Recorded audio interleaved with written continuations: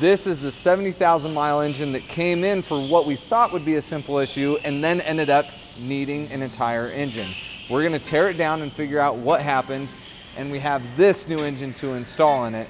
So if you guys go back to the last video, we ended up finding that there was coolant in the first cylinder. Now what the cause of that is, we're gonna investigate in this video and figure out exactly what's wrong. We're thinking maybe a cylinder head gasket, maybe a crack, a slipped sleeve, or something like that. So let's get to it.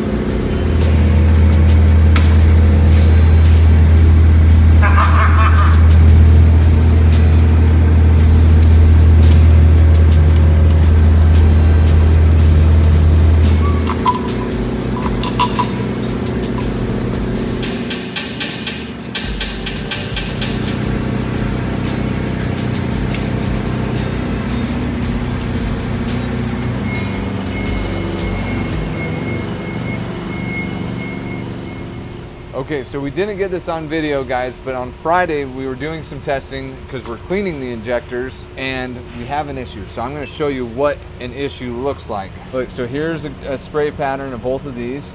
You can watch down here how much they're filling up. Look at this one, just a tiny little mist, no fuel really dripping. This one is sporadic. And look at this one, how much it's filling up the fuel there compared to these over here.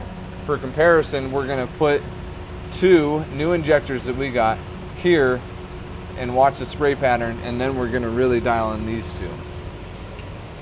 Okay, so here's the two new injectors.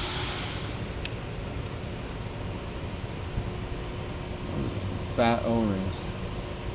Odd sized. Yeah. They're a weird size, bro. I guess so that people know too, on Friday, Jason and I swapped the electrical connectors to make sure it wasn't like our machine that was having an issue. We did all of that swapping. We placed the injectors differently. So we tried to do a process of elimination. Anytime we find something bad, we don't just say, oh, it's bad, without confirming. And the easiest way to do that is by swapping stuff over. Yeah. Test the test. Test the test, yeah. Let's go fast. Okay.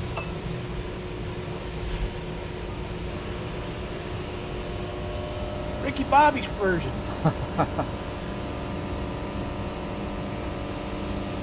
So this is almost like full throttle then. This would basically be how these are bring it. Yeah. We do this for basic testing on direct injection. This machine is not necessarily for... This is just to make sure that they'll open and actually have a pattern. You're not just laser etching something. Right. And if I guess if we had a bad electrical solenoid in there, it would test for that. Yeah, too. if your windings go bad and electromagnets pick up on right. the pintle, or if your pintle broke, your pintle seized, right. You'll have problems. And then on the other side of it, if it just hogs out the entire time, so you can go in this machine and then do a leak test, but it will pressurize them, not turn them on.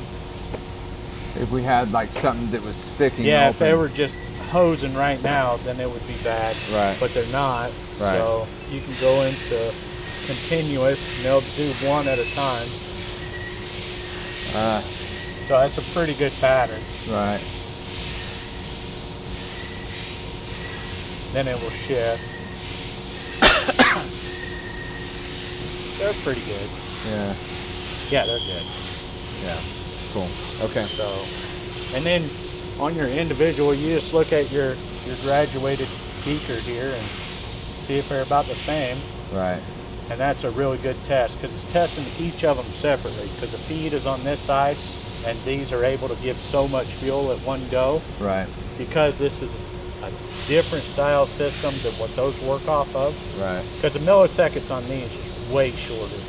Yeah. I mean, So- it's got to be more precise because it's directing right Direct injection. into yeah. the piston. Yeah. So if you just look at your graduated beakers, they're all Yeah, like on the exactly money. the same. Yeah. So Okay. whenever this one's opening, this one's getting less because pressure and Right. is restriction of volume. So you just, if you do the singled out test, then you'll get more of a constant flow. Well, so the two bad ones that we had could have been indicating, since we weren't running them at full pressure, could have just been indicating an issue that was starting to happen with the injector. Yeah, so we're testing on the lower end of it. Right. So it could cause a lean. Yeah. And if you get lean is mean. Yeah. So you start having hotter cylinders. Yeah. So Yeah. Well, cool. it I'm glad- runs really good. Not for long though. Yeah. So I'm glad we caught it. All right, guys, so that's how you check fuel injectors. This is a machine that we've had for maybe 6 or so years. Jason's saying 7 years. We've used this a lot. This has helped us with our engines avoid an issue more often than not long-term, but definitely some issues short-term. So we love this machine. We're gonna get back together on this edge, get it together so we can get it back on the road for the customer. So let's get to it. So Jason and I were diagnosing it, came in for a cylinder 1 misfire, swapped ignition components, did a bunch of stuff, and the misfire stayed on 1. Bore scoped it, ended up finding a bunch of coolant dumping on top of cylinder 1. So really what I'm hoping to find out with your brain here is, is it a blown head gasket? What is causing coolant on 1? So Sounds good. that's what we're investigating here. Sounds good.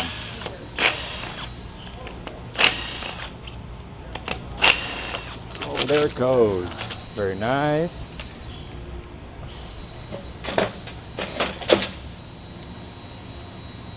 No obvious cam wear or anything. Not that we really think that's what's causing it, but I think we'll do the timing cover next. We'll be able to take off the chains, take out the cams, get the head bolts.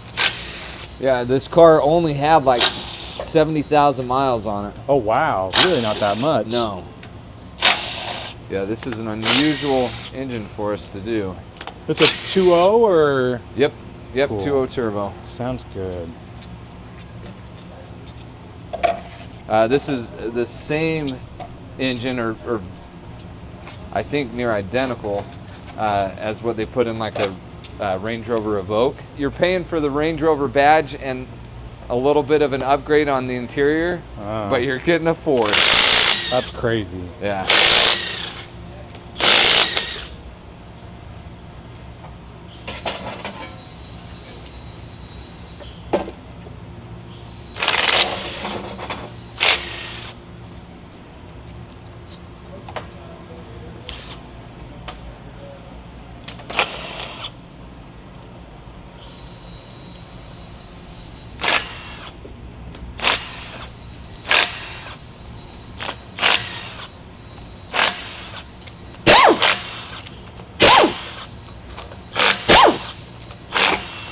Dude, so how long you been working on cars? Let's see. I got in like professionally into the automotive world. I want to say like 6-7 years ago. Before that, I was always, my brain is like, if there's a video or if there's something about it online, I can do it. Like there's enough help.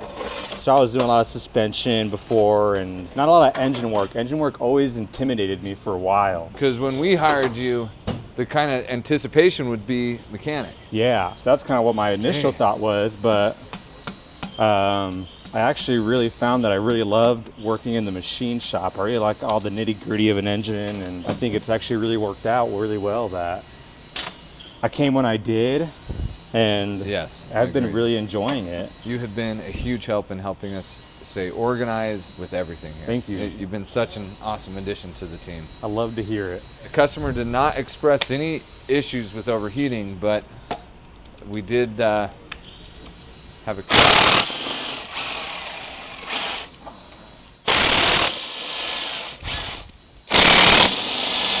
Were we just doing maintenance when we found the misfire?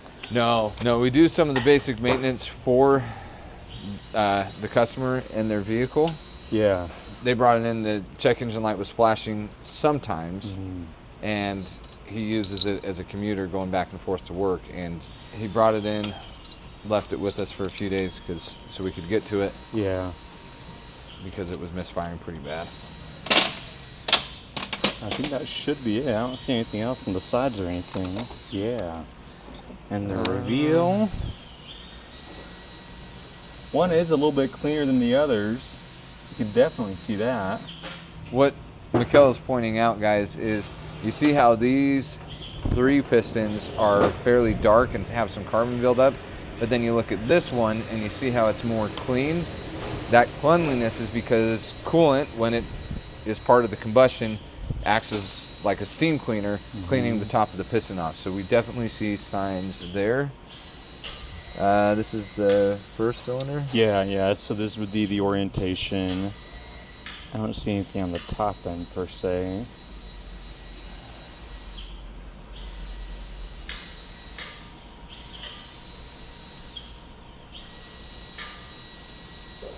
You said you guys could see it coming in from the side, kind of the head gasket maybe? Yeah, and it was, there was definitely quite a bit of coolant. I'm looking for like any weird scrubbing or anything on the head gasket. Let me look at the head. Some cast iron cylinder heads. We see cracking, but it's not too common on aluminum. But you have found, we did that, the Chrysler van or something recently that had a crack. Yeah. That was aluminum, right? Yeah, that was interesting because it was a crack to like the head bolt. And it was like an exterior leak that they were complaining about. But I'm not seeing anything crazy obvious here. And I'm not really seeing any burn marks or anything like from any of the coolant jackets into like the combustion area. But like we were saying, it definitely is a little bit cleaner than the rest of the cylinders. Yeah, see how there's no coolant in between the gasket there? Yep. But then there's tons right in here. Interesting. So I wonder if there's, like an internal failure on the gasket side. It's got to be it. That's where we're seeing the coolant. Yep. All of it is on this front cylinder area. So something has failed in between. I think it's just something wrong with the head gasket, which sucks at 70,000 miles. Yeah, really, that's not very many miles. The customer opted to do the engine on this because the engine really wasn't that much more. I mean, it was more labor, more on the part, but for the value that they get for a new engine, you get a warranty. You get a lot more with the new motor. Yeah. Okay. Look. Yeah. It looks like we just have a gasket failure in between the layers here, leaking coolant in there. Didn't seem like it was a lot, but it was definitely enough to set a check engine light. So yeah, and it was really, most of the time we were noticing it for sure and consistently was on startup. After we let it sit, I think we were getting coolant in there. But the pressurized of the cooling system was like depressurizing through, you know, whatever malfunction through the head gasket, I guess. Yeah. Dang it. Okay. Well, bad head gasket. Do you mind if we rotate this? Yeah, we can do that. I just want to look at that cylinder wall. Let's see. Oh yeah, look at all that coolant. Yeah, you can see a lot. I'm wondering if maybe I can kind of see a cleaner spot here. So I'm wondering if it was between the cylinders, you know, like right where that line is. leaking from there in. Yeah. Mm. But yeah, when comparing, like, you know, how wet this cylinder is to the other cylinders, Yeah. everything else is really dry. Yeah, see these? They're clean. This one, and this is kind of what we saw on our bore scope when we put that down. I know I have seen some complaints online about, you know, this design causing, you know, some structural, you know, you have a slit right between your cylinders, so, you know, you're having some material loss there, and I'm wondering if maybe that's what maybe the underlying cause of why maybe the head gasket went bad or why coolant was entering the chamber. This isn't an engine that we deal with, so anybody out there that's watching this that's an engineer or something like that, or maybe more familiar than us with these engines, why do they put that slit in there? Because that is a unique thing. All right, well, Jason's wrapping up the install on this. We're gonna go fire it up. I think he's pretty close to that point, so now that we know more of what was going on here and we can see this more as he's installing this, let's go check that out. All right, we've got the engine installed. When I say we, Jason did all the heavy duty work. I get to be the one that gets some of the glory. He does not like it, so I'm gonna start it up, see how it runs. If it runs good, we're gonna test drive it, clean up the engine bay, get it ready for the customer. So let's fire it up.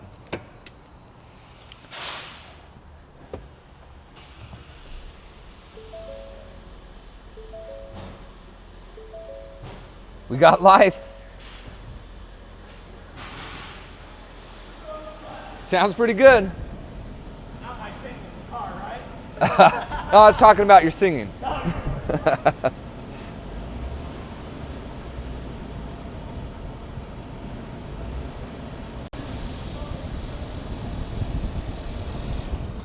I love that, guys. It's partly a selfish industry to be in because every day I feel like there's something gratifying. We get to hear an engine fire up, see an engine come to life, and as a mechanic or somebody that is just passionate about this industry, that is so awesome.